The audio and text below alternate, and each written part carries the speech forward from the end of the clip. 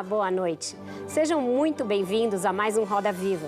Estamos ao vivo pela TV Cultura e emissoras afiliadas e conectados ao mundo pelo UOL, YouTube, Twitter e Facebook. O Poder Judiciário, mais uma vez, está no epicentro das crises múltiplas que o Brasil atravessa. Nosso entrevistado desta noite está em dois frontes dessa batalha. Ele é um dos 11 ministros do Supremo Tribunal Federal, a corte máxima da Justiça brasileira e responsável por zelar pelo cumprimento da Constituição, pelos direitos individuais e da sociedade e pela harmonia e independência com os demais poderes. Recentemente também assumiu a presidência do Tribunal Superior Eleitoral, com outra tarefa fundamental: definir quando ocorrerão as eleições municipais deste ano, cujo calendário, como de resto tudo no mundo, foi virado de ponta cabeça pela pandemia do novo coronavírus. Não bastasse tudo isso, o TSE também se vê às voltas com questionamentos à chapa Bolsonaro-Mourão, eleita em 2018, e que tendem a agravar o cenário de tensão entre os poderes que já existe. Para falar sobre tudo isso e o que nos trouxe até este momento tão singular e grave da história, está aqui conosco, no centro do Roda Viva, o ministro do STF e presidente do TSE, Luiz Roberto Barroso. Formado em Direito pela Universidade Estadual do Rio de Janeiro, tem mestrado pela Universidade de Yale e doutorado pela UERJ, onde é professor titular. Também foi pesquisador visitante na Universidade de Harvard. Em 1985, assumiu o cargo de procurador do Estado do Rio de Janeiro, que exerceu até 2013, quando foi indicado pela ex-presidente Dilma Rousseff para ocupar uma vaga no STF. Ao assumir a presidência do Tribunal Superior Eleitoral no mês passado, fez um discurso que teve enorme repercussão, onde faz uma defesa da educação como meio de melhorar a vida da população. A falta de educação, disse o ministro, produz vidas menos iluminadas, trabalhadores menos produtivos e um número limitado de pessoas capazes de pensar um país melhor e maior. A educação, mais do que tudo, não pode ser capturada pela mediocridade, pela grosseria e por visões pré-iluministas do mundo. Segundo o ministro, é preciso armar o povo com educação, cultura e ciência.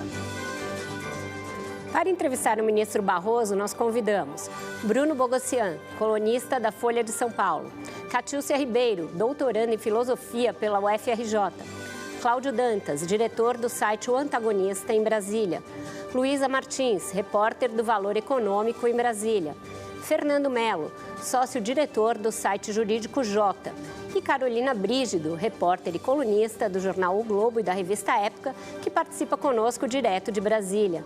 Contamos ainda com os desenhos em tempo real do nosso Paulo Caruso, diretamente da sua casa. Boa noite, ministro Barroso. Muito obrigada por estar aqui no centro do Roda Viva nesta noite. Boa noite, Vera. Um prazer estar aqui com vocês. Ministro, a gente conversava um pouquinho aqui antes da entrevista começar que não tem mais tempo tranquilo para se dar entrevista no Brasil hoje. Calhou do senhor estar aqui hoje, a gente já marcou há algum tempo, mas ontem o Supremo Tribunal Federal foi alvo de um ataque de alguns militantes que dispararam rojões em direção ao tribunal. Isso não é um fato isolado, vem na esteira de uma série de manifestações que tem o Supremo como alvo e, inclusive, instam ao fechamento do Supremo, do Congresso, intervenção militar e outras coisas que se dariam ao arrepio da Constituição. O senhor se manifestou a esse respeito nas redes sociais e alguns desses militantes foram presos hoje por decisão do próprio Supremo. Ministro, como o senhor vê esses atos? Como o senhor vê a gravidade deles e a resposta que o Supremo tem dado até aqui a esse tipo de agressão? Bom, Vera, boa noite. Um prazer estar aqui com vocês.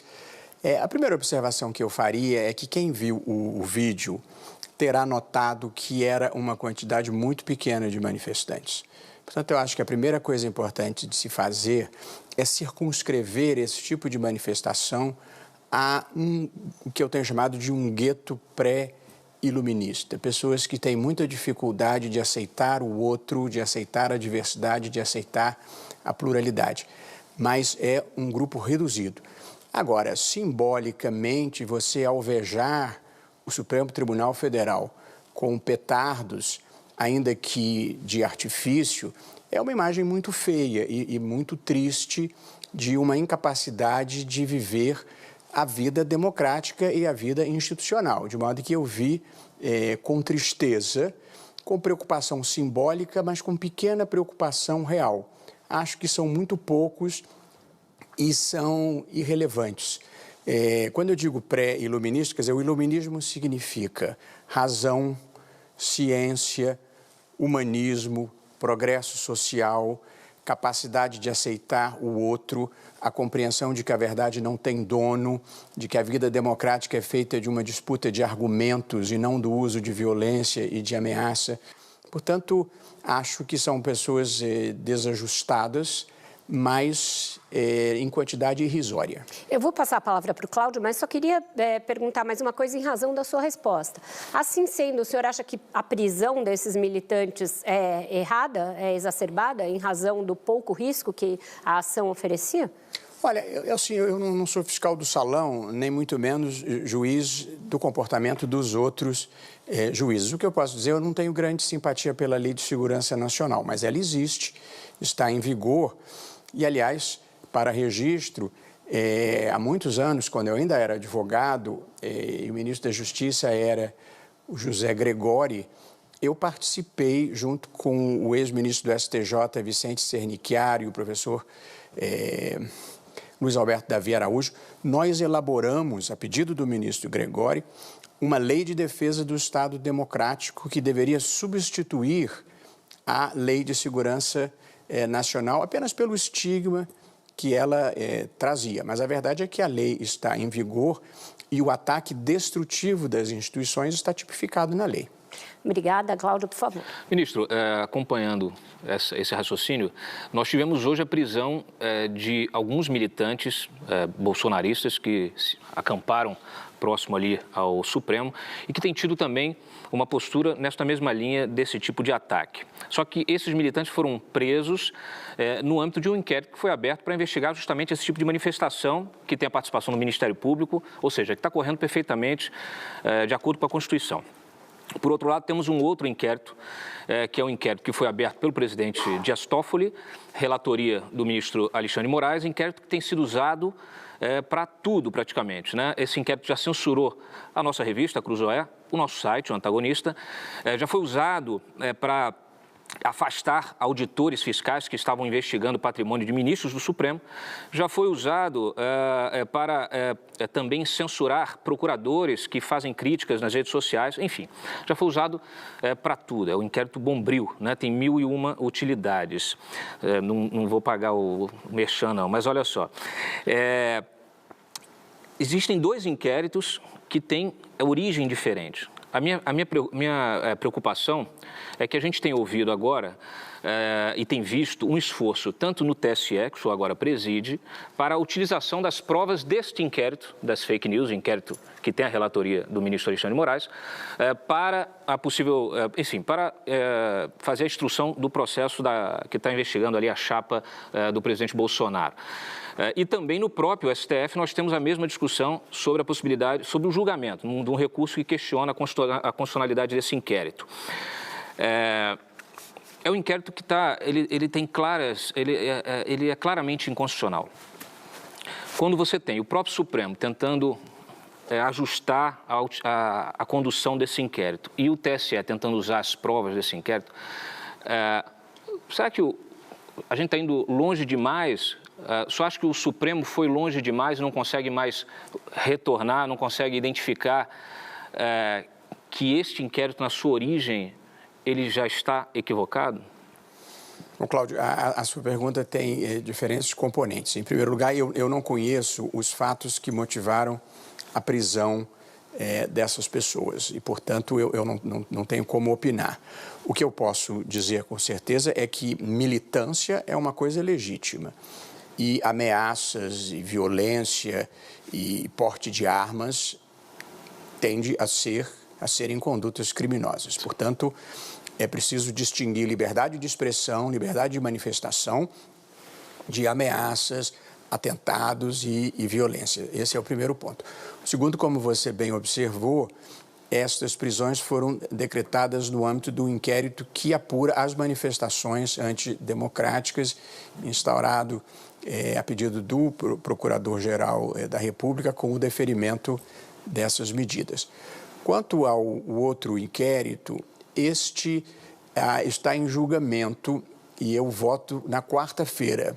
Portanto, eu não teria como antecipar a minha posição. Quem votou até agora foi o ministro Luiz Edson Fachin, em que ele votou favoravelmente à delimitação do objeto deste inquérito, à apuração de ameaças, ele não disse com essas palavras, mas a apuração de ataques massivos, orquestrados e financiados e com ameaças ao Supremo Tribunal Federal. Portanto, o único voto que há até agora defendeu a legalidade deste inquérito, desde que circunscrito o objeto, desde que conte com a participação do Procurador-Geral da República, desde que os advogados tenham acesso aos autos e, portanto, eu penso que essa delimitação de objeto que o ministro Fachin propõe excluiria alguns desses atos que você comentou na sua pergunta. E cronologicamente, se você tem quase um ano de inquérito, na verdade mais de um ano de inquérito, em que foram colhidas provas, feitas diligências, ouvidas pessoas que nunca tiveram acesso a esses autos, autos que também o Ministério Público não teve acesso, essas provas são válidas? Veja, uma coisa é você poder ter concordância ou discordância com algumas ações praticadas nesse inquérito. Outra coisa é a discussão sobre a legalidade ou não da sua instauração. Portanto, o fato de você discordar de alguma coisa não quer dizer que ele seja ilegal, ou o fato dele ser ilegal não impede você de concordar ou discordar. Só que eu não posso adiantar a minha opinião, mas eu prometo que quarta-feira, na sessão extraordinária da manhã, você vai saber a minha opinião. Bruno, por favor.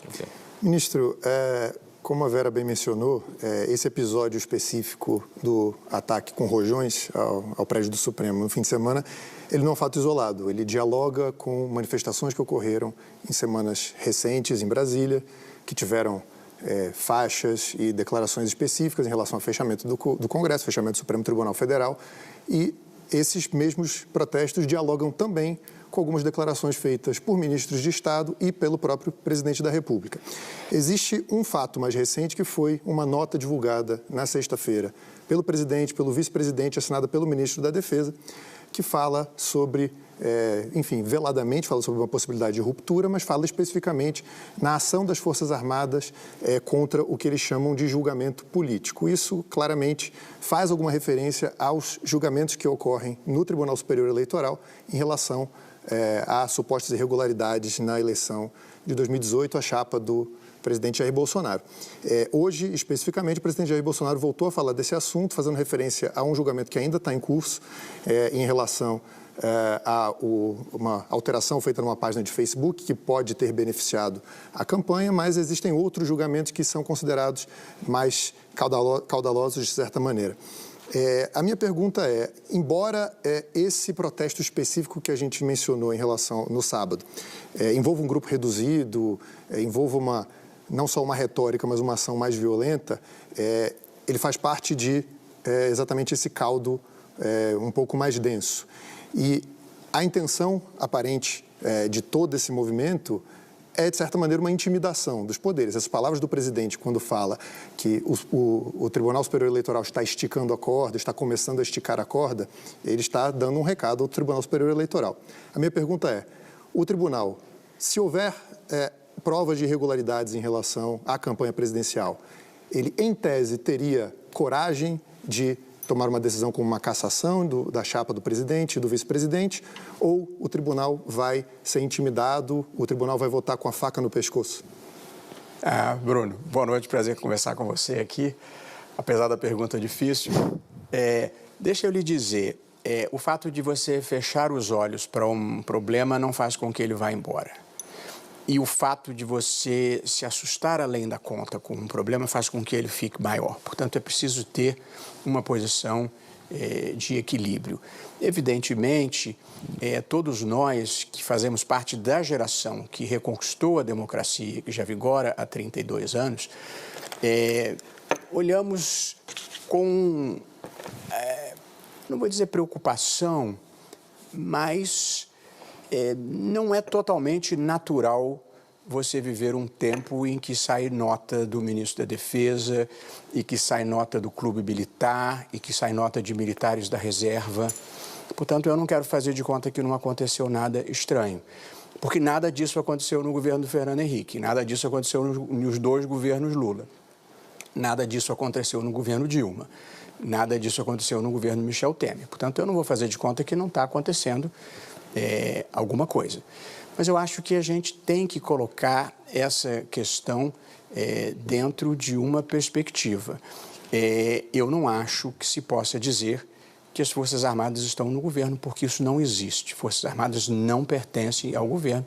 Acho que o fato de haver militares, um ou outro no primeiro escalão, não seria em si um problema, mas o fato de haver uma multiplicidade, um número muito grande de militares, eu acho que abre uma preocupação, porque um certo sentido de lealdade pode levá-los a se identificar com o governo. E as Forças Armadas não podem se identificar com governo algum. Elas são instituições de Estado, instituições da sociedade e sob a Constituição. Se elas se sentirem dentro do governo e esse governo vier a ser derrotado numa eleição, a derrota é das Forças Armadas? Evidentemente que não. Portanto, não pode haver essa identificação e eu tenho muita preocupação de desconstruir essa possibilidade e devo dizer que o próprio ministro da Defesa, mais de uma vez, externou não só a preocupação de as Forças Armadas não estarem no varejo político, como também a afirmação de que elas não são instituições de governo. E, portanto, eu não acho que haja um risco real de golpe, até porque não haveria uma causa para dar esse golpe. Mas eu não vejo com tranquilidade este excesso de notas vindo de toda parte. Mas se houver intimidação? Zero. Eu vivo numa democracia pela qual, aliás, lutei para conquistar. Acho que as Forças Armadas, nesses 32 anos de democracia, têm tido um comportamento exemplar, de modo que eu verdadeiramente não temo golpe. E onde eu estiver, posso até errar, mas onde eu estiver nessa vida se faz a coisa certa. De modo que no Tribunal Superior Eleitoral não há nenhum risco de o presidente ser perseguido. Ministro. Nem tampouco há nenhum risco dele ser protegido. Nós faremos o que é certo dentro do direito, porque nós somos atores institucionais e não atores políticos. O que tiver que ser feito, vai ser feito. Uma pessoa do governo me perguntou... mas o presidente deve se preocupar só se tiver feito alguma coisa errada. Ministro, eu vou Posso passar a bancada... Quem perguntou? Quem foi o personagem do governo? Eu vou fazer a roda girar, só queria insistir nesse ponto para que não se perca na discussão. Sendo mais objetivo, tá na moda citar o artigo 142 da Constituição para falar do papel das Forças Armadas. O senhor é um constitucionalista, o senhor está na Corte Constitucional. É possível uma interpretação de que o artigo 142 da Constituição dá às Forças Armadas o papel de poder moderador da República? Acho que essa interpretação não existe, é o que eu me referi como terraplanismo constitucional. Nem acho que as Forças Armadas pensam assim, nem desejam isso. Para ser franco, e como disse, nesses 32 anos de democracia, as Forças Armadas tiveram um comportamento exemplar. Profissionais, patrióticas, institucionais. Eu não tenho nenhuma razão para, de repente, desenvolver esse tipo de desconfiança. Houve um jurista, até a quem eu quero pessoalmente bem, que defendeu essa tese, mas, com todo respeito, ela ultrapassa todos os limites do erro. Certo. Luísa, por favor. Obrigada. Boa noite, ministro. Tudo bem?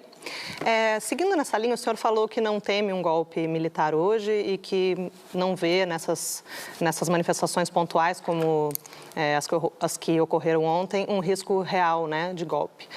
No seu discurso de posse como presidente do TSE, o senhor falou que a democracia está consolidada, tem uma estabilidade consolidada há mais de 30 anos, inclusive passou por períodos, o senhor até citou essas metáforas climáticas, né, passou por tempestades, chuvas, vendavais, etc. com esses ataques verbais e agora físicos também, né, ao prédio do Supremo, marchas com referências a grupos supremacistas, por exemplo, manifestações que pedem fechamento de Congresso e Judiciário, e o próprio presidente da República dizendo que, desafiando o Supremo e dizendo que não vai cumprir decisões judiciais, por exemplo, apesar de o senhor não temer um golpe, o senhor acha que é o pior momento da democracia até aqui? Olha, eu não sei se eu hierarquizaria momentos difíceis, porque nós tivemos o impeachment do primeiro presidente da República eleito pelo voto direto depois da ditadura. Depois nós tivemos o impeachment mais traumático da presidente Dilma Rousseff. Nós tivemos eventos como o Mensalão, como o Petrolão, como a Lava Jato, com o desbaratamento de uma teia de coisas erradas dentro da estrutura do Estado. Portanto, é difícil você hierarquizar as dificuldades que a democracia brasileira enfrentou sem que em nenhum momento se cogitasse de uma solução que não fosse o respeito à legalidade constitucional. De modo que eu não veria razão para esse tipo de manifestação que reúne meia dúzia de gatos pingados. Porque, veja, a democracia tem lugar para conservadores, tem lugar para liberais, tem lugares para progressistas e a alternância no poder é uma coisa boa e positiva. Só não tem lugar para a intolerância, para a violência, para o ataque destrutivo às instituições. Portanto, o meu problema não são os conservadores. Eu posso concordar, posso discordar, mais discordo do que concordo, mas eles têm todo o direito de se manifestarem. Portanto, eu acho que esses guetos pré-iluministas violentos, truculentos, eles são muito pouco representativos. Era preciso que a democracia brasileira fosse muito frágil para se abalar com esses três locados. Por essa razão, eu não temo. E depois o seguinte, em 1964, o golpe militar veio pelos seguintes fundamentos: quebra da hierarquia, corrupção, agitação, risco de uma ditadura de esquerda. Bom, alguém está vendo algum desses problemas no horizonte? Portanto, em nome de quê? De quem? Para que se daria um golpe? Eu duvido que as Forças Armadas, que levaram 3 décadas para recuperarem o prestígio que desfrutam hoje e a admiração que têm, quisessem se atirar novamente no varejo da política. Catiúcia, por favor. Boa noite, ministro, tudo bem? Bem, professor. Boa noite a todos. Ministro, eu vou ir mais para o campo da minha formação, que eu sou filósofa de formação, sou professora, e eu queria falar com o senhor, conhecendo bem o campo da magistratura, já que fui docente até o ano passado da Escola de Magistratura do Rio de Janeiro, e eu queria abandonar um pouco dessas referências que nós sempre trazemos quando falamos de filosofia e trazer uma referência que nos dê possibilidades de outros caminhos. Já que no seu discurso, né, de posse do TSE, o senhor muito bem falou sobre o racismo estrutural nesse país e o quanto nós precisamos nos responsabilizar, já que estamos pensando uma democracia, né? E eu queria citar o ex-senador da República, o Abdias do Nascimento, que em sua obra traz uma citação que diz: o genocídio do negro brasileiro, no livro Genocídio do Negro Brasileiro, a ideia da eliminação da raça não constitui apenas uma teoria abstrata, mas é uma calculada estratégia de destruição. Isso fica claro na sugestão de se deixar os afro-brasileiros possivelmente indefesos, expostos a toda espécie de agentes de destruição e sem recursos suficientes para se manter. Na sua entrevista no G1, no dia 22 de maio, o senhor afirma: o Estado não pode praticar política pública capaz de produzir um genocídio da população. Dentre as muitas políticas públicas genocidas, né, contra a população negra nesse país, que são dados estatísticos, né, e eu vejo a militarização da polícia brasileira, que historicamente sustenta essa noção de opressão e morte contra a população negra, não poupando nem vidas de crianças, como nós podemos perceber ultimamente, como uma necropolítica visceral que estrutura o Estado brasileiro. Em Minneapolis, a polícia está sendo desmantelada. pois se entendeu que a corrupção sistemática pode e impede uma reforma. A minha pergunta é para o senhor: como o senhor, ministro, vê a violência policial no Brasil contra a população negra e como a Suprema Corte poderia contribuir nas reivindicações por um tratamento humano para essas populações, para as populações pretas, né? Conferindo justiça aos que choram por equidade racial, dentro da noção que o senhor trouxe de enfrentar o racismo estrutural como uma realidade no Estado brasileiro. Obrigado, professora Catiúcia, pela pergunta. Abdias Nascimento foi meu cliente na minha outra vida, conheci bem a ele e a esposa, aí a esposa dele.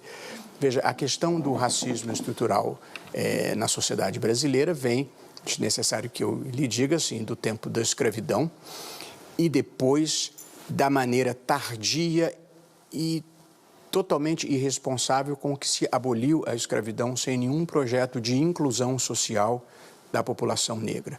Portanto, o Laurentino Gomes do Escravidão diz que mais ou menos 4,9 milhões, quase 5 milhões de negros vieram para o Brasil, predominantemente de Angola, e depois de participarem da construção do Brasil por 400 anos, são libertados da maneira mais torpe, sem nenhum acesso à formação, à inclusão social, à educação e, consequentemente, têm uma trajetória marginalizada na história brasileira, apesar do protagonismo em muitas áreas da vida brasileira.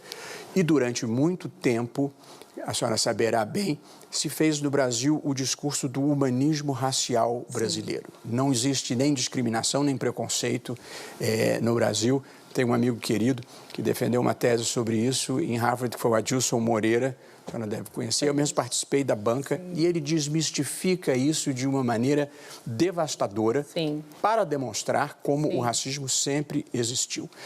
Eu diria que talvez há umas 2 décadas, muito por força do movimento negro em geral, nós superamos esse discurso do humanismo racial brasileiro para reconhecer que há discriminação, há preconceito e há dívidas históricas. E aí nós começamos com as políticas de ação afirmativa.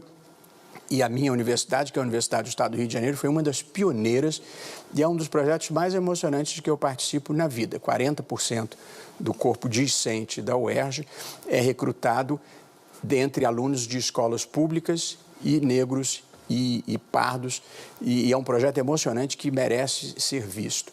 E, portanto, eu acho que aos poucos nós fizemos o diagnóstico correto, existe o racismo, começamos a adotar políticas corretas de ação afirmativa na universidade, no setor público, agora 20%, eu mesmo fui o relator, e, portanto, eu acho que em matéria de racismo nós evoluímos porque o movimento negro se apresentou forte, o diagnóstico foi feito, as políticas de ação afirmativa tiveram início e hoje em dia, e o Adilson de novo escreveu sobre isso, nós já enfrentamos o que ele chamou de racismo recreativo, que é esta desconstrução racial, que é uma forma de dominação, sob a forma de humor, como se fosse uma manifestação de simpatia, quando no fundo é um ódio com o sinal trocado e de diminuição. Portanto, esse é o problema que sempre existiu.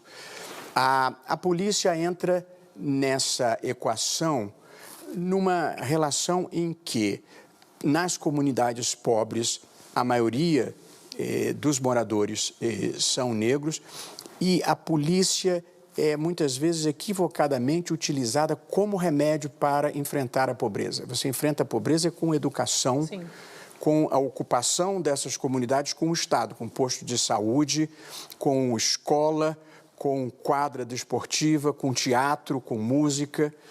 E, no entanto, a polícia faz esse fronte totalmente... É uma guerra que é impossível de se ganhar, é uma guerra que só tem perdedores. E a polícia, ela não apenas é a que mata mais, mas é a que morre mais. Também no Brasil. Ambos os lados, pessoas pretas. E ambos os lados, exatamente, são vítimas das vítimas. Essa é a dura verdade. Portanto, eu acho que para enfrentar a questão da violência policial, além de treinamento, equipamento e uma cultura de direitos humanos, é preciso que o Estado pare de enfrentar a pobreza com a polícia. A gente enfrenta a pobreza com outras armas. A polícia tem papel numa sociedade civilizada, mas tem que ser um papel residual. A polícia não pode ser o protagonista de uma política de segurança pública. Não seria a possibilidade de pensar, com Minneapolis, uma outra leitura sobre a polícia ou então pensar uma desmilitarização da polícia? Eu acho que talvez a comparação com os Estados Unidos mereça ser relativizada, porque Minneapolis, por exemplo, que é uma cidade que eu por acaso conheço, não é uma cidade marcada pela pobreza.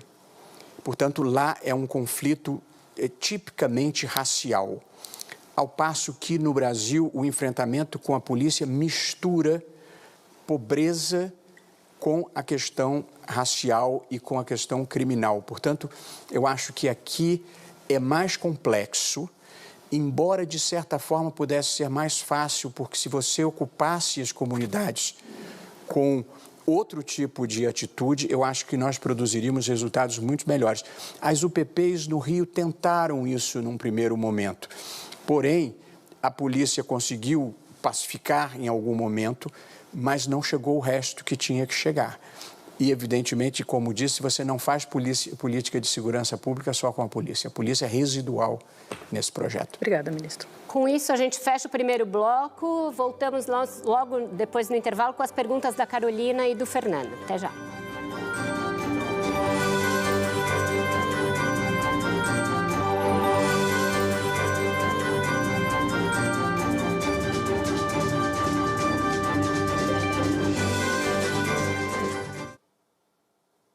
Estamos de volta com a entrevista com o ministro Luiz Roberto Barroso, que já é o segundo assunto mais comentado do Twitter neste dia 15 de junho, em que a TV Cultura completa 51 anos de idade. A pergunta agora é da Carolina Brígido. Carol. Oi, ministro. Boa noite.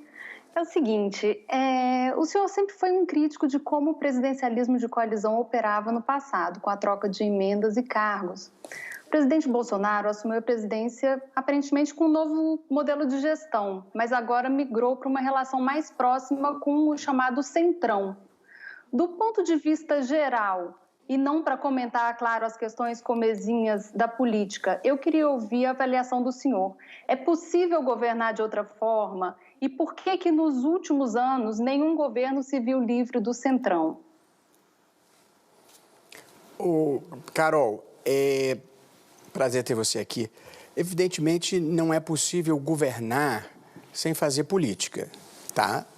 No job description do presidente da República. E, portanto, se você não fizer política, não tem sustentabilidade.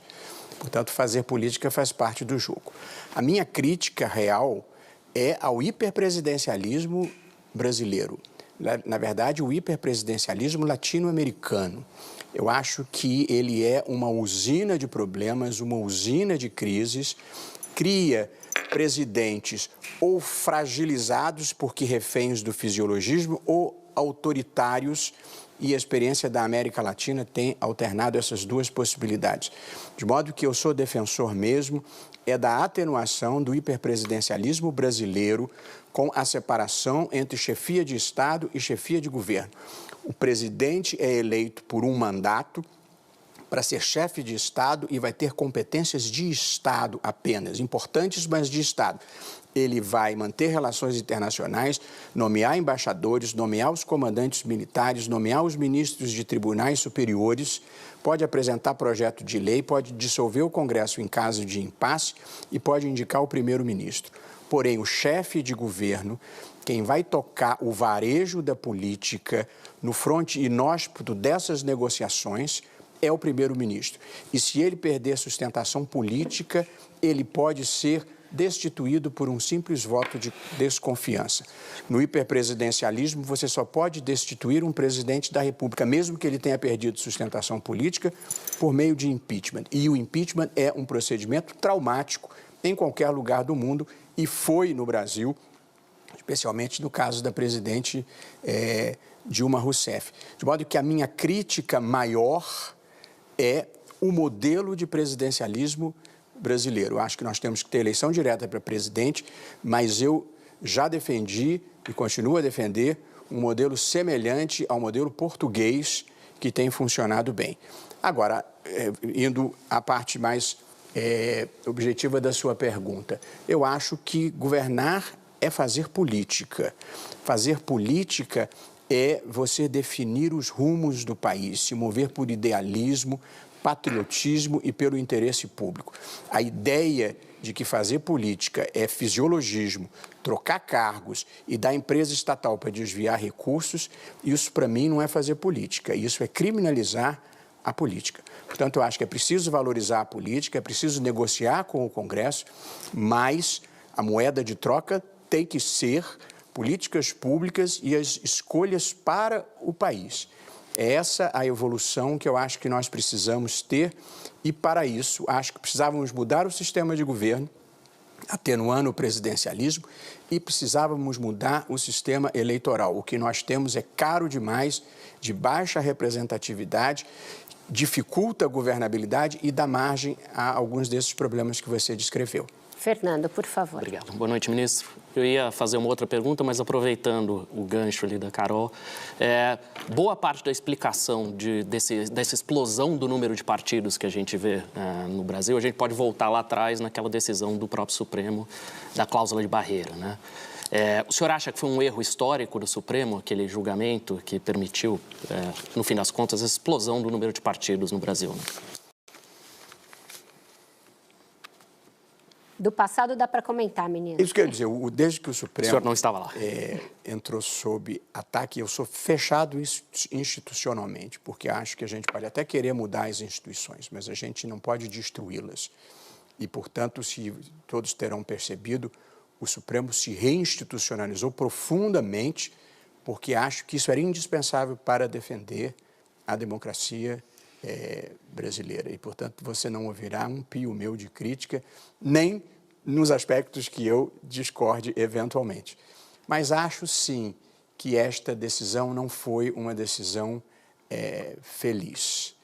Porém, as pessoas, como os fatos, não podem ser julgados historicamente.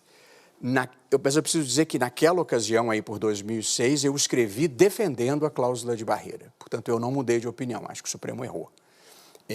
Porém, aquele era um momento em que muitos dos partidos políticos, inclusive os partidos de esquerda considerados autênticos, todos foram ao Supremo dizendo que eles iam acabar se passasse aquela cláusula de barreira. E o Supremo tomou, então, uma decisão unânime. Eu penso que, olhando em perspectiva, mas é muito mais fácil viver a vida comentando o videotape, eu acho, sim, que fez mal à democracia brasileira, porque permitiu essa multiplicação de partidos e outras vicissitudes permitiram que os partidos políticos se tornassem negócios privados, em que muitos deles, não todos, e tem muita gente decente e muita gente idealista, mas tem muita gente oportunista e tem muita gente que está lá para fazer coisas erradas também. Tem de um tudo. E eu não gosto de generalizar, porque numa democracia, política é gênero de primeira necessidade. Portanto, tentar retirar a dignidade da política faz mal para a democracia. Mas que há partidos políticos que são geridos como negócios privados para obter fundo partidário, para obter fundo eleitoral e para vender tempo de televisão é inegável. E acho que nós temos que enfrentar isso. Ministro, o senhor se referiu aí na questão da Carol, na resposta para ela, à possibilidade de criminalização da política como um mal a ser evitado.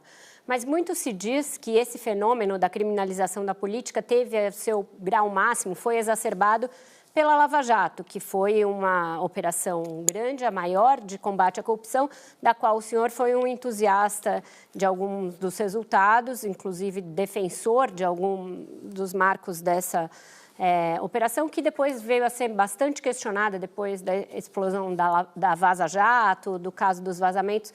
Qual é, em retrospectiva e analisando tudo que veio depois, a análise que o senhor faz da Lava Jato? O senhor acha que ela teve esse condão de criminalização da política ou que ela foi mais positiva do que negativa? Não, eu não acho que ela foi criminalização da política, não. O que aconteceu na Petrobras foi crime mesmo, não foi política. O que aconteceu na Eletrobras foi crime mesmo.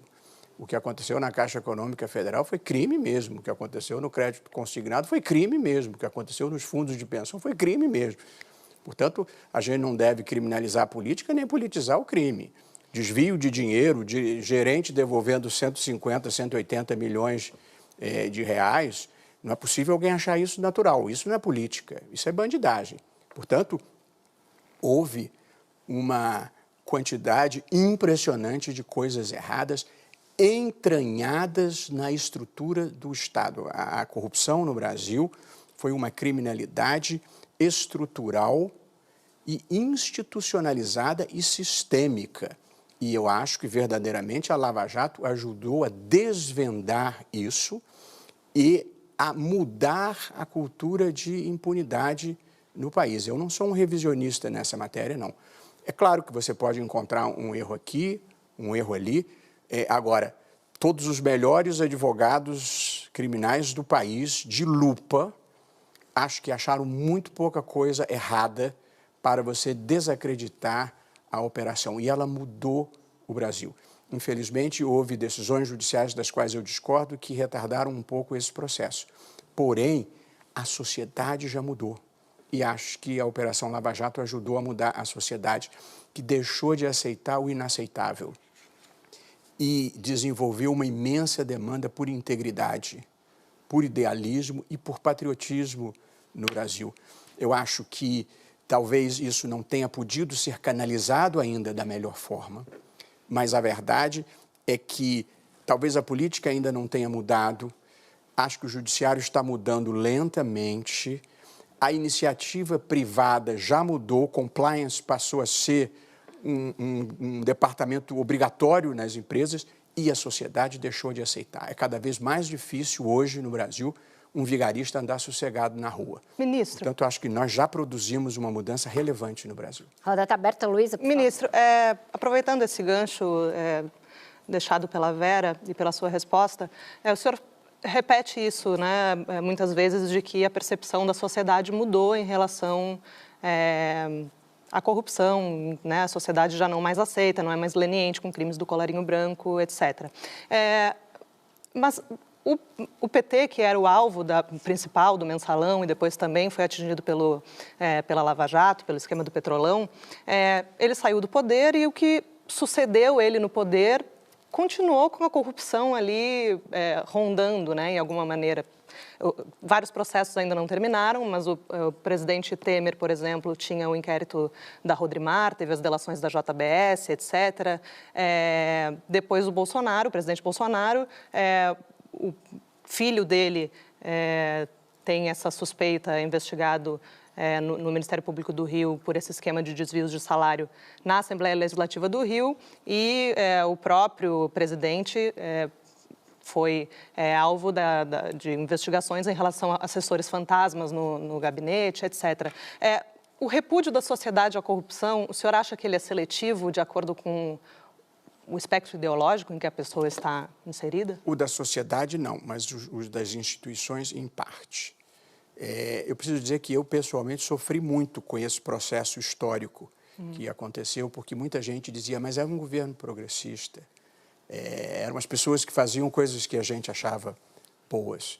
Mas eu acho que a integridade vem antes da ideologia. Não existe corrupção de esquerda e corrupção de direita ou corrupção de centro. Ela é um mal, e não era um mal de um partido ou de um governo. É disseminado e vem de 500 anos, mas acho que ela se potencializou nos últimos tempos. E acho que houve uma reação, em alguma medida, seletiva, sim. Não da minha parte. Gostaria de deixar claro, você está falando com um juiz que não desviou, não queria fulanizar, mas os fatos são públicos, então não desviei do senador Aécio quando achei que tinha prova suficiente.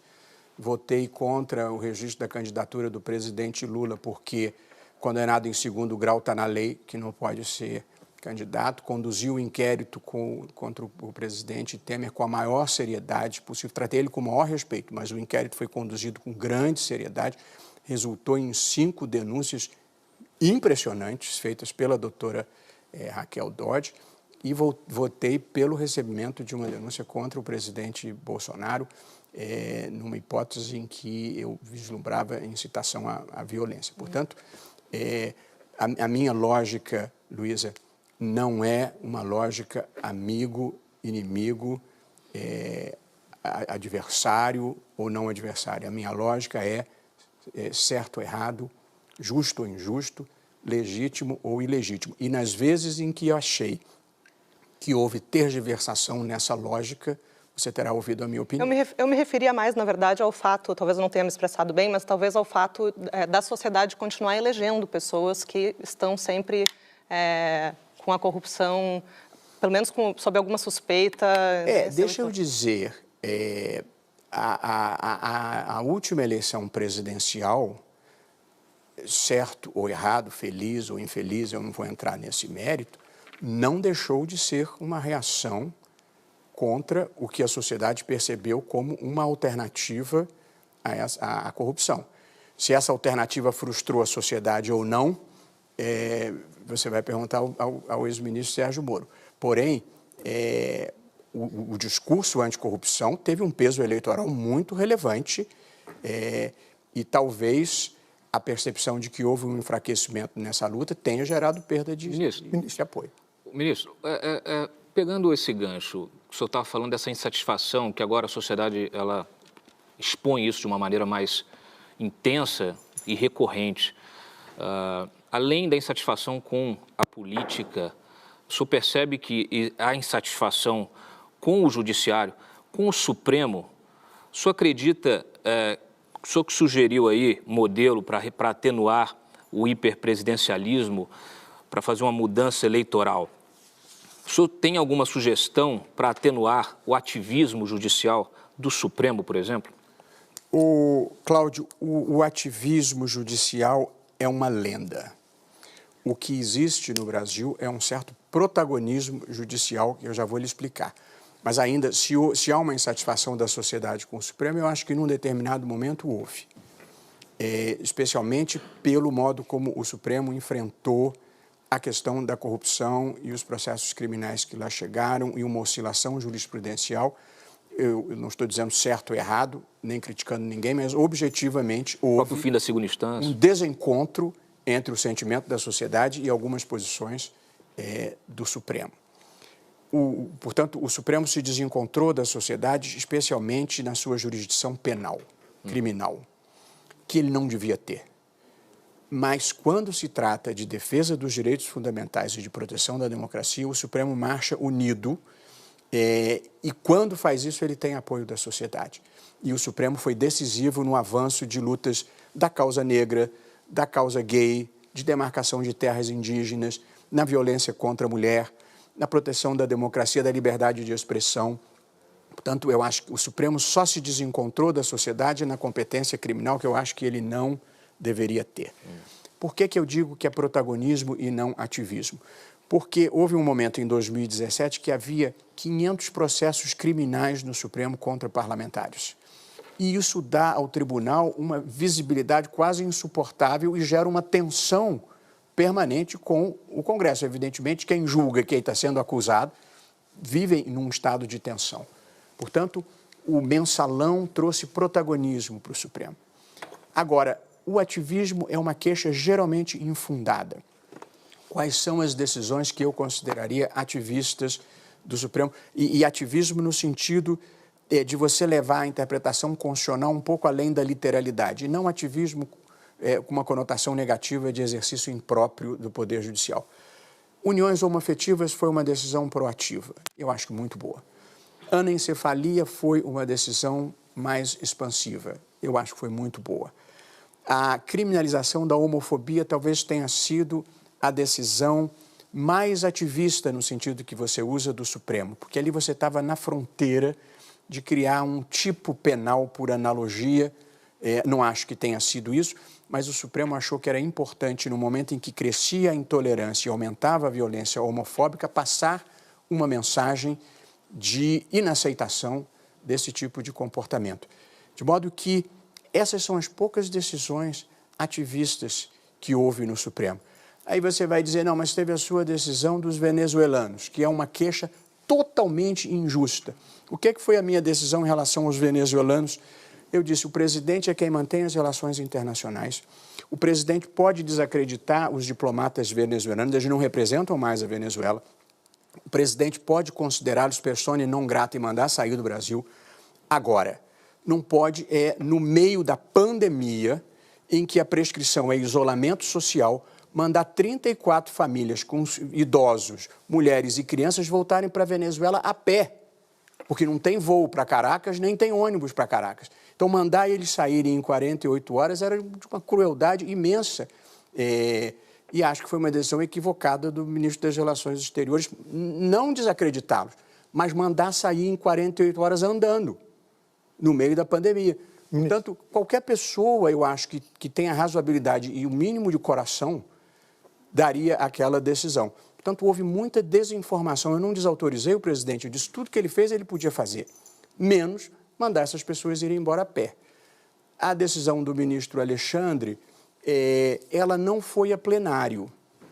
Portanto, não há uma manifestação do Supremo. Mas ali havia dois pratos nessa balança. Uma certa autocontenção em relação à decisão política do presidente, que eu acho que é importante, e a necessidade de, numa democracia, você preservar árbitros neutros, instituições que não podem ser capturadas pelo governo porque elas são de Estado e, portanto, não podem estar a serviço de ninguém.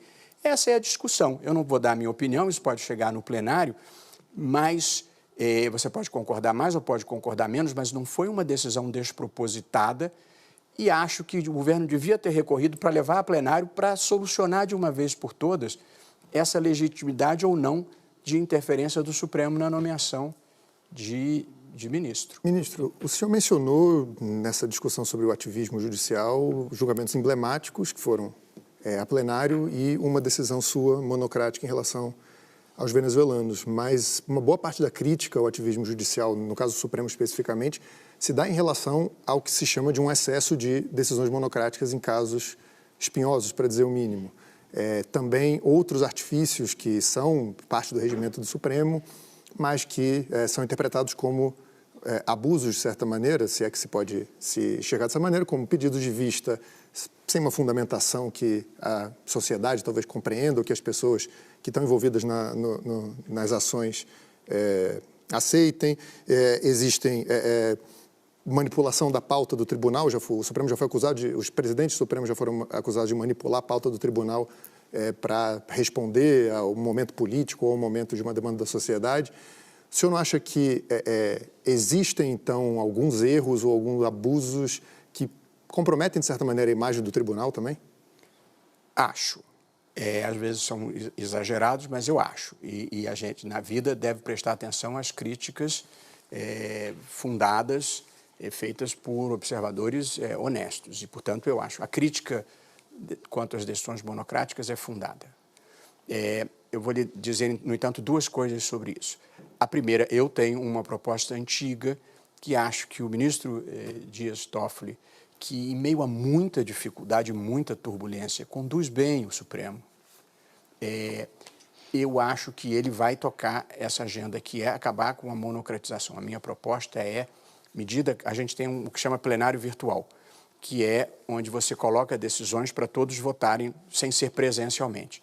A minha proposta é toda decisão cautelar, toda decisão liminar deve ir imediatamente para o plenário virtual, para que em até 5 dias todos se manifestem pela confirmação ou não daquela cautelar concedida. Eu acho que isso acabaria, isso reinstitucionalizaria o Supremo. Eu proponho isso de longa data e acho que vai andar e vai diminuir essa crítica, que é uma crítica procedente, sobretudo nas questões institucionais delicadas. Eu acho, sim, que a gente deveria ter um mecanismo institucional de falar a uma só voz. Agora, a monocratização, Bruno, se deve, em grande parte, pelo volume de trabalho que a gente tem. Então, você, em plenário, você consegue julgar, plenário mesmo, sem ser lista, você consegue julgar 100, 120, 150 processos por ano. O Supremo tem 50 mil processos, como é que você faz? Portanto, a monocratização, ela é consequência, sobretudo, do volume no qual a gente trabalha. Eu também tenho proposta sobre isso, já formalizada. O Supremo não deve admitir mais recursos extraordinários, que é o principal volume de causas, não deve admitir mais do que possa julgar em um ano. Porque quando a gente admite um recurso extraordinário, mediante repercussão geral, você suspende todas as causas que estejam discutindo aquela tese jurídica. Portanto, se você leva 3, 4, 5 anos para julgar, você atravanca a justiça. De modo que colocar todas as medidas cautelares no plenário virtual e não admitir mais recursos do que sejamos capazes de julgar em um ano, você acaba com a monocratização. E acho que essa é uma crítica procedente, acho que a gente deve levar em conta e deve se reinstitucionalizar. Então a gente para rapidinho para mais um intervalo, volta com a pergunta da Catiúcia. Eu vi que a Carol também está querendo perguntar, está quente o programa, já voltamos.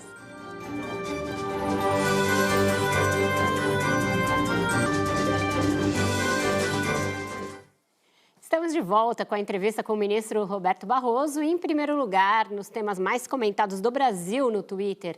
Catiúcia, por favor, sua pergunta. Ministro, eu quero trazer um gancho da pergunta que eu fiz para o senhor, e o senhor sinalizou a educação, o quanto é importante o investimento na educação, né? Pensar os combates aos abismos da educação, aos abismos das violências que incidem diretamente nas populações pretas e pobres, passa sobretudo pela educação. Nesse país, na atualidade, nós temos um completo descaso com as ciências humanas, né? Na qual o senhor também, como eu, faz parte.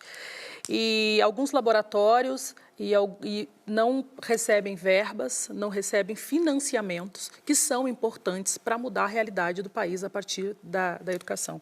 Eu queria que o senhor me respondesse como que o senhor, sendo da área de humanas, como o senhor vê esse ataque direto às ciências humanas, né? Pois se a educação ela é uma prática e uma possibilidade de libertação, uma possibilidade de uma equidade racial, né? Se assim for possível, num sistema estruturalmente racista como o nosso, essa falta de investimento público na área da educação e principalmente na área das ciências humanas que pensa diretamente essas questões. Catiúcia, eu acho que essa é a questão mais dramática da vida brasileira. Quando me perguntaram se eu tinha ficado ofendido com o que havia dito o ministro da Educação, eu disse absolutamente não. Sim. Não. Não tenho medo da verdade, quanto menos da mentira. Porém, embora não tenha ficado minimamente ofendido, eu acho que a educação não pode estar entregue a quem não tem a percepção da sua importância. Sim. Num país. Sim. Há uma mentalidade assim que é um ciclo civilizatório incompleto. Sim. Portanto, nós precisamos ter a percepção de que a educação, e aí eu vou falar primeiro da educação básica. Sim. A educação básica é a coisa mais importante na vida de um país. E foi isso que nos atrasou na história. Nós só universalizamos a educação básica no Brasil 100 anos depois dos Estados Unidos. Essa é a principal causa do nosso atraso. E, portanto, é preciso diagnosticar, e já há diagnóstico, porque o problema na educação, ou a vantagem na educação, é que tem uma enorme quantidade de gente de qualidade pensando em educação no Brasil. Sim, nós vimos no impacto das cotas. Toda parte. Sim. Os grandes problemas são não alfabetização da criança na idade certa, evasão escolar no ensino médio, sim, déficit no aprendizado, ou seja, a criança termina o ensino fundamental e termina o ensino médio e não aprendeu o suficiente, é uma enorme falta de atratividade do magistério de uma maneira geral. Esses são os problemas. E não é só dinheiro, é gestão, motivação das pessoas.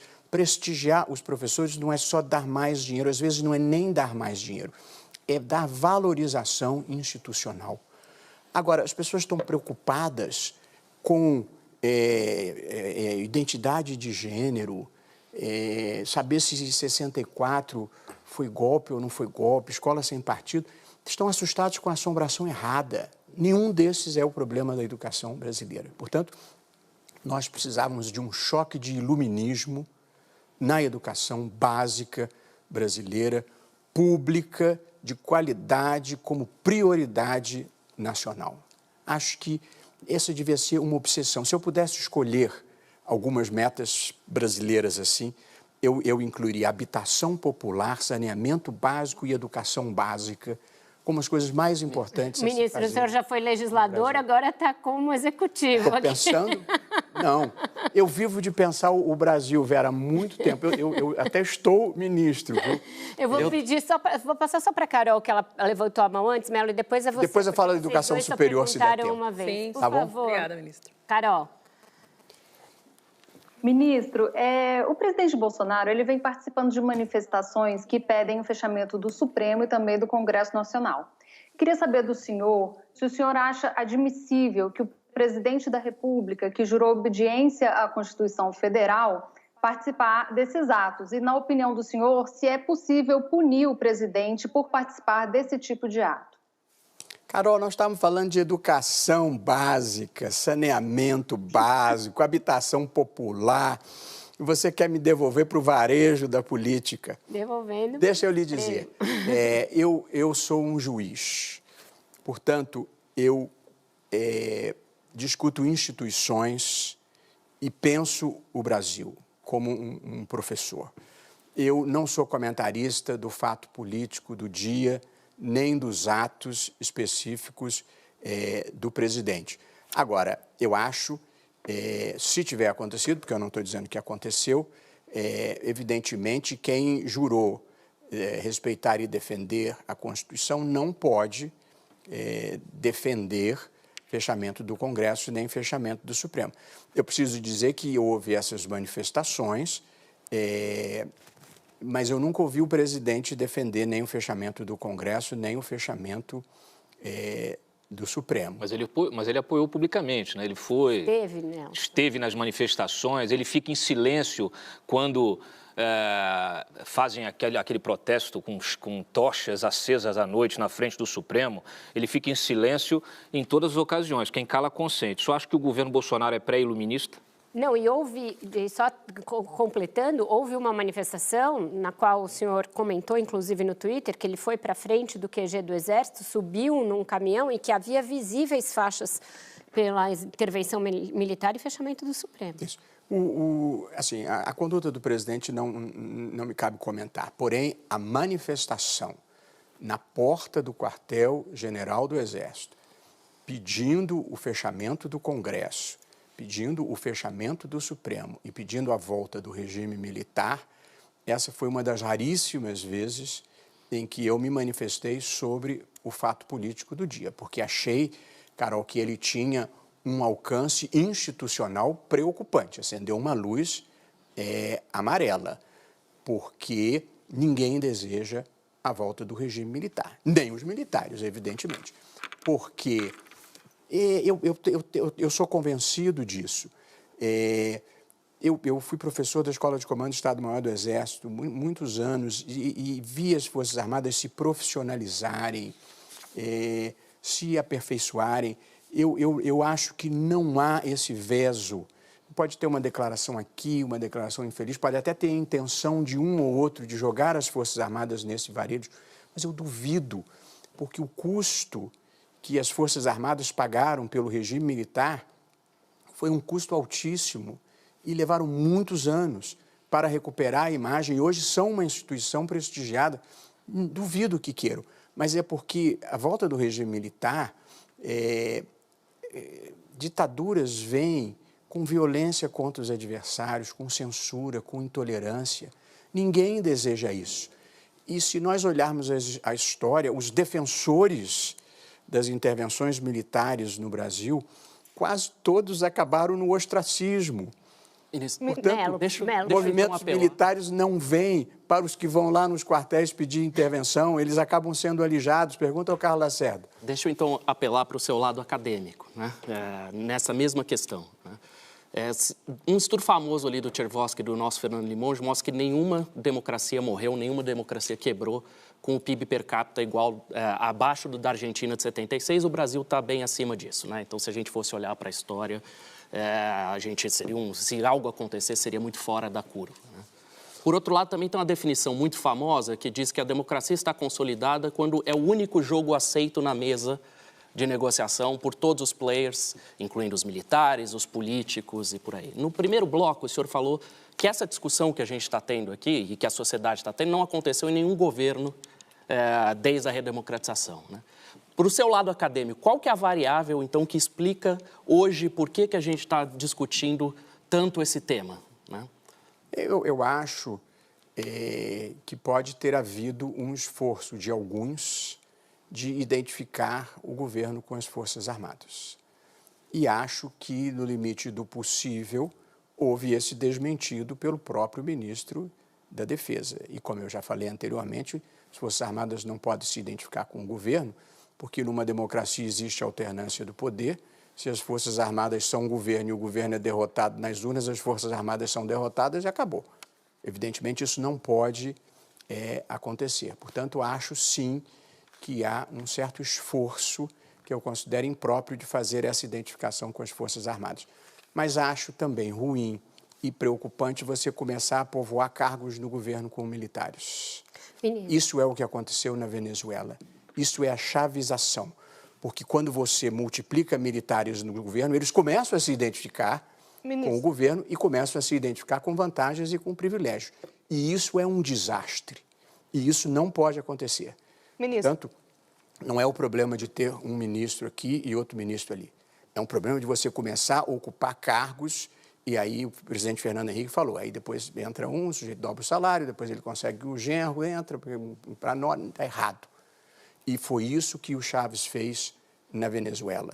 E, portanto, parte desse ódio... A Venezuela é um desastre humanitário, lamentável. Mas parte desse ódio à Venezuela é um pouco o que o Freud identificaria como o narcisismo das pequenas diferenças. Ministro, mas além dessa questão dos cargos aos militares no governo, o próprio presidente Bolsonaro, ele exalta ditadores, torturadores. A gente viu, por exemplo, na ocasião da admissibilidade do impeachment da presidente Dilma Rousseff na Câmara, ele fez aquela referência ao brilhante Ustra. Depois, no centro desse programa, ele disse que repetiu, né? Disse que era o seu livro de cabeceira. Enfim, agora, recentemente, ele recebeu o Major Curió, que confessou a morte de mais de 40 pessoas na repressão à guerrilha do Araguaia. O presidente depois chamou de herói ainda no Twitter, né? Um herói do Brasil, o Major Curió. O senhor acha que o presidente, isso está protegido pelo princípio da liberdade de expressão, ou de que forma isso poderia ser reprimido de alguma forma, para além das notas de repúdio? Deixa eu dizer, eu sou juiz constitucional. Se o presidente for eventualmente levado a algum tipo de julgamento, eu vou julgá-lo. Portanto, eu me reservo para julgar o presidente se algum dia tiver que julgá-lo formalmente. Eu não emito esse tipo de opinião. Mas sobre a tortura eu tenho opinião. É uma desonra. Ministro, a gente não falou de eleição ainda, e o senhor preside o TSE e elas estão marcadas para outubro. Isso mostra como, no atual contexto desse risco aí, as instituições, dessa crise institucional e da pandemia, a eleição virou terciária no Brasil. O senhor, desde que assumiu, tem dito que talvez ela não aconteça em outubro, mas que acha que ela não pode passar desse ano. O senhor continua tendo essa mesma opinião e continua movendo os esforços do TSE para que a gente tenha eleições municipais neste ano? Sim, em primeiro lugar, a data das eleições está marcada na Constituição, primeiro domingo de outubro. Portanto, qualquer alteração em relação a esse tema depende do Congresso Nacional. Eu tenho mantido, sim, uma interlocução construtiva e extremamente positiva com o Congresso Nacional, com o presidente Davi Alcolumbre e com o presidente Rodrigo Maia. E eu conversei com um conjunto de epidemiologistas, de infectologistas, de sanitaristas, físicos especializados em cálculo de epidemiologia, com um biólogo. Recolhi a opinião deles todos, levei aos presidentes do Senado e da Câmara, e nós marcamos uma conversa do presidente do Senado, do presidente da Câmara e dos líderes partidários com esses médicos e cientistas e especialistas, e todos eles recomendaram o adiamento por algumas semanas, mas disseram que não fará diferença passar para o ano que vem. Pela seguinte linha de raciocínio, embora varie um pouco, a perspectiva é que agosto, no máximo setembro, a curva comece a descer, a curva da doença. e aí você teria algumas semanas até você ter a data das eleições. E, portanto, adiar por algumas semanas permitiria que a curva descesse a níveis mais seguros. Porém, a menos que venha uma vacina, o vírus vai circular entre nós em dezembro, em janeiro, em fevereiro e em março. E, portanto, não fará muita diferença. E o custo de prorrogar mandatos é um custo alto numa democracia, sobretudo porque a Constituição veda uma segunda reeleição e cerca de 20% dos prefeitos já estão terminando o segundo mandato. Portanto, você, em violação à Constituição, daria um terceiro mandato, além do que, em violação à Constituição, você prorrogaria para além dos 4 anos do mandato deles. Portanto, e nisso há consenso entre o TSE, o presidente da Câmara e o presidente do Senado, de nós fazermos esse ano. Na minha conversa com os presidentes da Câmara e do Senado, diz para o TSE há uma janela que iria de 15, e para os cientistas, que iria de 15 de novembro a 20 de dezembro. Quer dizer, realizando o primeiro turno a partir de 15 de novembro e o segundo turno até 20 de dezembro, a gente consegue entregar eleições bem arrumadas à população brasileira. E aí, Vera, só para antecipar, nós vamos possivelmente alongar a jornada das eleições para mais tempo e procurar dividir por turnos para evitar concentração e aglomerações. A saúde pública é a nossa principal preocupação. Logo atrás vem a preservação da democracia. Eu acho que a gente ainda tem que voltar nesse assunto. Volto com você, Bruno, mas eu preciso sair para o nosso último intervalo, mas já aviso que a gente vai ganhar 10 minutos, então você não perde nada ficando aí.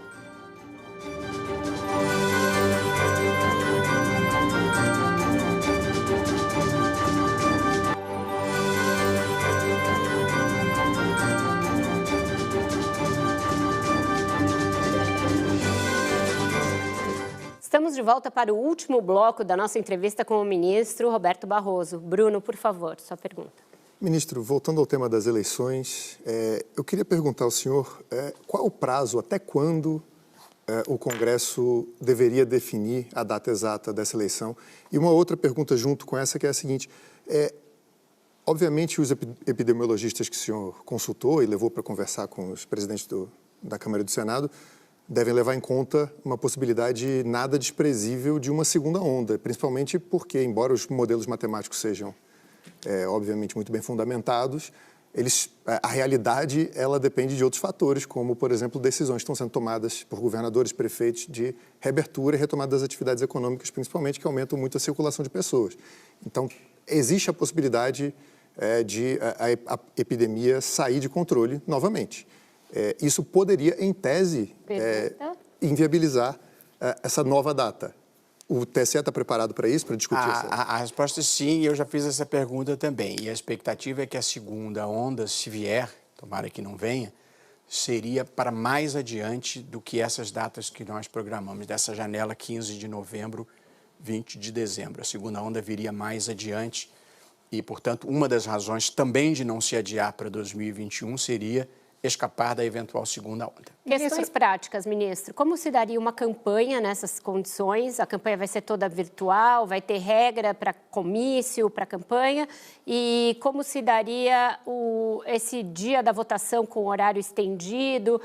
O senhor prevê possibilidade, por exemplo, de votação remota, em casa, todos esses aspectos?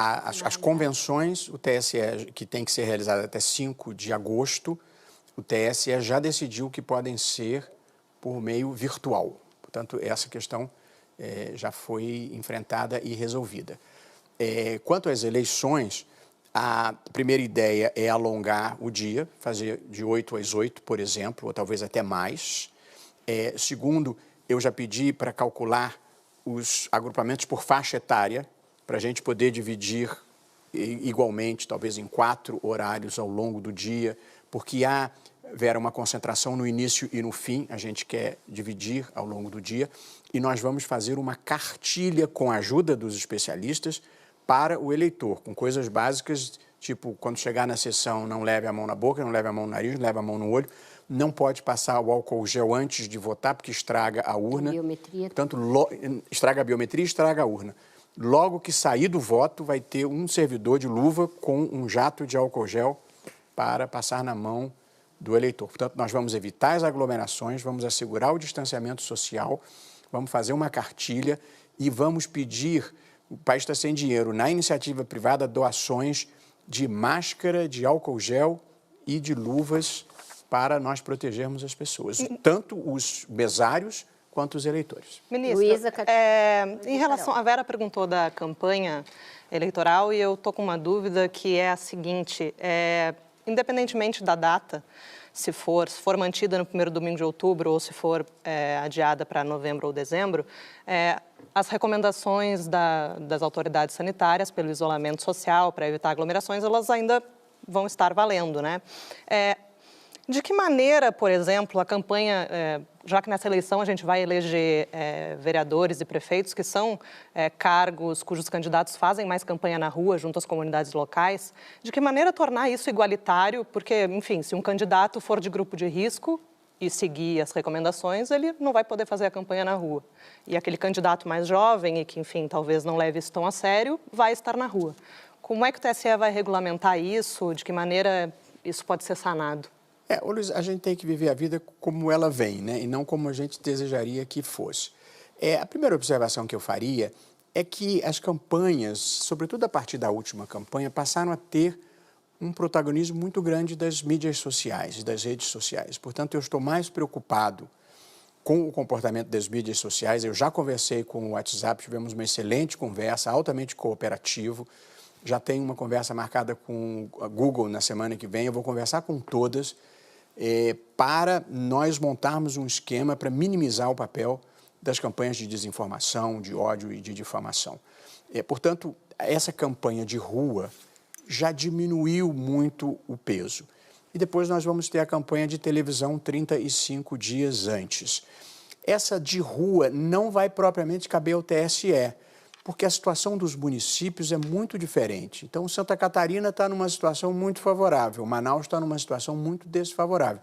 E aí vão prevalecer as regras locais. Portanto, eu não acho que caiba ao TSE disciplinar isso. Onde o município tiver proibido aglomerações, eu acho que não pode haver aglomerações. Mas aquela eleição baseada em comício, isso é coisa do meu tempo, nem do seu. Agora, ministro, nessa questão justamente da campanha virtual, há todo esse debate sobre fake news. O senhor é um crítico ao papel do judiciário tentar regular fake news, eu concordo. Acho que o mercado se autorregula. Porém, nós temos que observar as plataformas que fazem justamente a disseminação dessas notícias que são difamatórias, caluniosas, enfim. E que, inclusive, ajudam também na manipulação da opinião pública. O fim dessa possibilidade de você ter, de você não se identificar, do anonimato, o fim do anonimato nas redes, é uma possibilidade nessa discussão que o senhor está tendo com essas grandes plataformas? Eu vou aproveitar a pergunta do Cláudio para perguntar algo que não pode ficar fora da entrevista. No TSE tem uma série de representações contra a chapa Bolsonaro-Mourão, como eu disse no início do programa. O senhor acha que elas vão andar e elas têm algum fundamento, principalmente as mais candentes, são essas que dizem respeito ao uso de fake news? Claro, vou encadear as respostas. Cláudio, tanto eu e estou certo que você, nós achamos que é um risco o controle do conteúdo da fala. Portanto, o que nós temos negociado com as mídias sociais, já desde o tempo da ministra Rosa Weber, e eu retomei essas discussões, é encontrar mecanismos de controle de comportamento e não de conteúdo. E, portanto, você evitar o impulsionamento artificial, você monitorar o comportamento de robôs, você conseguir eliminar os comportamentos inusuais, e eles têm capacidade de fazer isso. Quando a Folha denunciou os impulsionamentos ilegais, eles desabilitaram não sei quantas mil contas. Portanto, é usar a tecnologia para impedir a difusão de notícias falsas. O próprio WhatsApp já reduziu de 20 para 5 a possibilidade de retransmissão e se estiver sendo muito retransmitida, já reduziu para 1. Acho que a gente pode ir atrás dos metadados para saber de onde veio a informação fraudulenta. Não é a opinião. Opinião, qualquer pessoa pode ter a opinião que quiser. Claro. Mas a articulação de campanhas fraudulentas precisa ser combatida e as mídias sociais, elas já perceberam isso, porque antigamente, até pouco tempo, era uma atitude de eu não me meto nisso. E agora elas já descobriram que tem uma perda de imagem se forem utilizadas para a degeneração da democracia. E se tornaram parceiras e eu conto com elas para enfrentar fake news sem censurar conteúdo. Quanto às ações que existem no Supremo, no Tribunal Superior Eleitoral, existe cerca de 8 ações contra a chapa Bolsonaro-Mourão. Eu, de novo, queria tranquilizar a todos, ou intranquilizar. O TSE não é um ator político, é um ator institucional que se move pelas categorias do direito. E, portanto, tem prova ou não tem prova. A discussão que já está posta, e, aliás, um pouco mal compreendida, a única questão que já iniciou o julgamento diz respeito ao hackeamento de um site, que era Mulheres contra Bolsonaro, foi hackeado e virou Mulheres com Bolsonaro. A discussão, nesse momento, é apenas saber se deve ou não ser feita uma perícia para se chegar à origem desse hackeamento. É isso que o TSE começou a votar. Se votar contra a perícia, acaba esse processo. Se votar a favor da perícia, vai se fazer uma perícia. Portanto, não está se julgando nada ainda de procedente ou improcedente. As ações dos impulsionamentos ainda estão na corregedoria com o ministro Og Fernandes, que é um ministro extremamente laborioso, sério, competente, uma pessoa adorável, e está sendo instruído e vai ser encaminhado como tem que ser. Ninguém ali se move politicamente, ninguém é adversário do governo, ninguém é aliado do governo. Tem prova ou não tem prova. Carol. Ministro, em uma live recente, o senhor disse que o STF não era o culpado pelo Brasil ser um dos piores países no combate à pandemia do coronavírus. O senhor também disse nessa live que não é culpa do Supremo o fato de o real ser a moeda que mais se desvalorizou no mundo. Queria saber do senhor quem é o culpado por essa situação e se existe algum problema de gestão no Brasil hoje. Carol, em primeiro lugar, eu vou entrar com habeas corpus para não ter mais que participar de live, viu? Isso virou um problema na vida de todo mundo desse país. Em segundo lugar, eu, de fato, estava defendendo o Supremo. E eu disse, verdadeiramente, o que eu falei foi, suponham que a minha decisão sobre os venezuelanos estivesse errada. Para argumentar, suponha que a decisão do ministro Alexandre de Moraes sobre o diretor da Polícia Federal estivesse errada. Vamos só supor isso para fins de argumentação. Não é isso. Não são esses os grandes problemas do Brasil. Quer dizer, colocar no Supremo as culpas pelos problemas que o Brasil está sofrendo, eu acho que é um diversionismo. De quem eu acho que é a culpa, deixa eu te dizer aqui, embora eu seja juiz, eu só julgo nos autos, mas eu ainda conservo a alma de advogado, de modo que eu estava ali para defender o Supremo e não para acusar ninguém. Por favor, Catiúcia e Fernando. Ministro, eu queria reiterar a democracia, que o senhor está falando, trouxe de democracia. No seu discurso do TSE, o senhor afirma: precisamos aumentar a diversidade na vida pública brasileira. Somos um país multiétnico, multirracial e multicultural. Um ativo, uma diversidade e um privilégio que constituiu e se deu a história. Nós sabemos que esse pluralismo na cultura brasileira, ele é fruto, essa miscigenação, ela se deu também empunhada de muita violência, como resultado também dos processos coloniais desse país. Uma outra questão que também o senhor já trouxe aqui, que ela sedimenta a falácia do discurso do mito da democracia racial. E o senhor trouxe agora, no bloco anterior, a ideia, a questão sobre a alternância de poder, que é necessário a alternância de poder, e olhando para essa frase da alternância de poder, a alternância de poder não deveria passar por os questionamentos prioritários que são: quantas pessoas negras ocupam o STF na atualidade? Quantas cadeiras ministeriais do atual governo são ocupadas por pessoas negras? Quantas pessoas negras há no Congresso? Quantas vezes as pessoas negras ocuparam as cadeiras do Executivo? Então, pensar esse modelo de democracia precisa rediscutir ferrenhamente as questões raciais, porque o racismo ele sedimenta, sobretudo, a ideia de democracia. Então, a minha pergunta é como trazer os anseios da população negra nesse país, né, para o centro das discussões políticas, porque já que suas vozes encontram-se frente a ouvidos fechados. O senhor, inclusive, diz no seu discurso do TSE que o senhor quer trazer mais pessoas para a política. E trazer mais pessoas para uma política, para uma população majoritariamente... Obrigada, Catiúcia. Ministro, por favor, a resposta. Queria que o senhor falasse um pouco disso, por favor. Bom, a violência pretérita eu já não tenho mais como resolver, mas a violência sim. futura a gente pode resolver. Eu, de novo, insisto, educação básica e projetos como o da Universidade do Estado do Rio de Janeiro, em que você está qualificando a população negra para você criar uma massa crítica de pessoas qualificadas que possam ocupar esses cargos. Evidentemente, você olha no Supremo, nos conselhos de administração das grandes empresas, nos ministérios, nos lugares importantes, tem pouquíssimos negros, só os que conseguiram furar o cerco. Portanto, você precisa ter negros para que eles simbolicamente representem uma inspiração para os demais, e você precisa ter uma massa crítica para você poder selecioná-los também. Portanto, eu acho isso. Uma pessoa como Joaquim Barbosa ter ido para o Supremo e ter tido o papel que ele teve, eu acho que simbolicamente, muita gente se inspirou por ele. Portanto, você precisa ter role models, digamos assim, pessoas que possam simbolizar e inspirar, e você precisa qualificar para que você, daqui a pouco, possa dispensar as cotas porque vão estar disputando em igualdade de condições. Exatamente. Melo, por favor.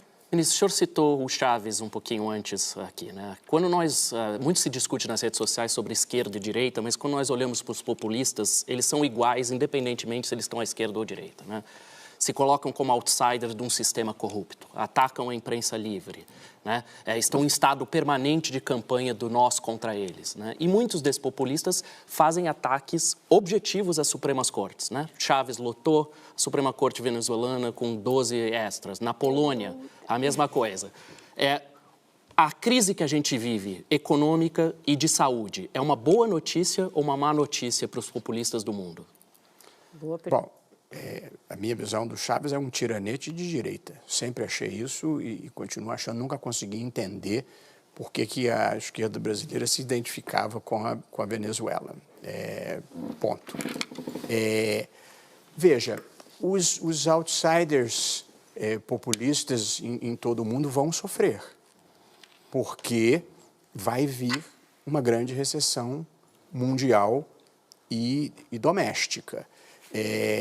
E, portanto, se você observar, os populistas do mundo já estão encontrando bodes expiatórios para essas crises. Pode ser a OMS, enfim. Mas eu acho, sim, nos Estados Unidos, por exemplo, o Biden subiu muitos pontos. Talvez numa situação normal ele não fosse tão competitivo quanto se tornou. De modo que eu acho que a mesma onda populista que varreu o mundo pode refluir depois da pandemia. Mas, evidentemente, a quantidade de pessoas que morreu e ainda vai morrer, o sofrimento das pessoas desempregadas e a quebradeira das empresas, eu não posso celebrar isso sob nenhum aspecto. Portanto, só me traz tristeza, mas já que aconteceu, nós temos que ver o que de construtivo nós podemos extrair disso. No Brasil, eu acho que de construtivo foi uma lente de aumento e uma luz sobre a pobreza. E acho que a obrigação moral que nós temos, não importa se conservador, liberal ou progressista, de enfrentar a pobreza no Brasil, fazer um país para toda a gente. Eu acho que essa é a grande transformação que nós precisamos fazer. Muito bem. Infelizmente, nosso tempo chegou ao fim. Eu agradeço muito ao ministro Luiz Roberto Barroso pela excelente entrevista. Também ao Bruno Bogossian, a Catiúcia Ribeiro, ao Cláudio Dantas, a Luísa Martins, a Carolina Brígido e ao Fernando Melo. Agradeço sobretudo a você, que nos brindou com a sua audiência até agora e nos fez o assunto mais comentado desta noite no Twitter. Não existe caminho para a superação da grave crise pela qual o Brasil passa, juntamente com o mundo, que não seja pelo respeito pleno à Constituição e às instituições que por ela zelam. Os poderes, a imprensa e o Ministério Público são essas instituições. Cada um de vocês é uma célula no conjunto que todas elas têm para prestar contas, que é a sociedade brasileira. Fiquem em casa, fiquem bem, fiquem o máximo que puderem e até a próxima semana com mais um Roda Viva.